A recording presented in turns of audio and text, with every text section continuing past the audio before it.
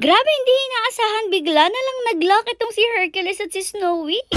Ngayong umaga nga, binisita muna ni Mother tong ating pack members kasi sabi niya talaga ay nami-miss niyo na nga silang makita dito sa loob ng mansyon. Lately kasi, mga naipakita namin ay puro mga anak ni Fiona at hindi na nga itong ating pack members. Kaya naman nga ito na sila pero ganun pa rin po sila. Yes po, makukulit pa rin at maiingay gaya ng dati. Tingnan nyo nga itong si Male, talagang may paghahowling pa siya, talaga nag-uumpisa ng kaingayan. Narinig ko rin naman nga na nagkakaguluhan sila dito sa baba kaya pumunta kami dito at kasama ang ating Skyler. Siyempre, tuwang-tuwa din naman ang ating pack members na kulit-kulitin siya at mukhang excited na nga sila na makalaro ito. Sabi ko nga naku, siguradong hindi nga sila magkakaintindihan kapag kalaro na nila itong si Skyler kasi ngayon palang tuwang-tuwa na sila kay Bibo. Hindi ko pa nga lang talaga mailapit ng sobra itong si Skyler sa ating pack members kasi ang lilikot talaga nila. Habang nagkakaguluhan sa loob, may kaguluhan rin nga dito sa labas kasi kinulong nga si Perseus dito sa maliit na cage. Tapos syempre, inasar-asar nga siya nitong si Brindel kaya naman ito talagang nakayukyuk lang siya dun sa may gitna. At kaya rin nga kinulong si Perseus ay dahil ngayon nga nagkayaan tayo na mag-morning walk kasama ang iba nating pack members. Memang nag-ini-mini-mo pa nga si Mother dito pero talaga namang ang planong ilabas ay si Malia at si Snowy dahil sila nga yung mga tabatchoy dito sa ating pack. Pero wag kayong maglala guys kasi yung ibang pack members naman ay lalabas natin sa mga susunod na araw. Inasar-asar pa nga ni Mother itong si Cyber dahil gusto nga niyang sumama pero hindi na kasi carry since hindi na kaya ng mga tagadala natin. For today kasi tatlo nga po silang lalabas at magwa-walk sa labas. At gaya nga ng sabi ko, itong matataba muna nauna na si Malia at si Snowy at sumunod na nga itong napakakulit natin na si Hercules na hindi papayag na hindi siya kasama. Kaso nung makalabas nga si Hercules, saka natin na-realize na in-hit nga pala itong si Snowy kaya naman ito na nga yung kaganapan, bigla siyang binabahan itong si Hercules. At todo hila nga si Kuya Sermenyo pero grabe ang kapit ni Hercules, hindi agad natanggal kay Snowy. Nakakalokang Hercules natin, ang tagal na rin nga kasi talaga niya na hindi nakakababa kaya siguro ganun siya. Expected na rin nga na magiging magulo talaga ang paglabas na ito dahil nga kukulit-kulitin ni Hercules si Snowy. Pero hindi rin naman kasi talaga papayag si Hercules na may iwan nga siya kasi talagang magngangal-ngal siya at iiyak ng iiyak sa loob hanggang ma-stress siya. Kaya naman ito, pinagtigi-isahan na nga lang nila itong ating pack members at gaya nga ng sabi ko sa inyo, wala na talaga magdadala ng isa pa kung isinama natin si Cyber. Kaya naman sabi natin next time na lang siya. Paglabas nga na itong tatlo, tingnan nyo dito sa kabilang side sila dumiretso, yun pala may hinabol silang manok. Kasi alam nyo naman, hindi naman talaga tayo dito sa way na to pumupunta palagi kundi sa kabila pero siguro nga gusto nila dito ngayon mag-amoy-amoy. Alam niyo rin nga na itong si Hercules talaga ay araw-araw lumalabas para sa afternoon walk niya at hindi talaga siya papayag na hindi siya palalabasin kasi manggugulo yan hanggang gabi at hindi tayo patutulugin hanggat di siya naiilabas. Tama lang rin naman kasi hoping tayo na mabawasan yung timbang ni Hercules noon dahil nga talagang mataba siya noon. Pero ang nakakatuwa nga niyan talagang sa pagtakbo-takbo niya araw-araw ay bumaba na nga yung timbang niya. At actually talagang mababa na siya na hindi na siya hirap na hirap sa sarili niya ngayon kaya naman talagang pandalas na rin siya kapag tumatakbo-takbo siya. Pero di ko naman na-expect na makikita nyo or mapapansin nyo na pumayat siya kasi di naman talaga halata sa sobrang kapal ng balahibo niya. Kapag nga siguro kay Malia at Snowy kapag pumayat sila mapapansin nyo pero kay Hercules talaga hindi dahil puro balahibo siya. Malaking bagay rin talaga ang exercise kapag magpapapayat kahit sa mga pack members natin. Paano ba naman kasi talagang pare-pares itong tatlong ito, si Hercules, si Malia at si Snowy? Kapag pinalalabas natin sila tuwing umaga at tuwing hapon, nakatambay lang naman kasi talaga sila nasa ibabaw at nakaupo or nakahiga lang ni hindi nga nag-e-exercise talaga. Di gaya ng iba nating pack members na takbuhan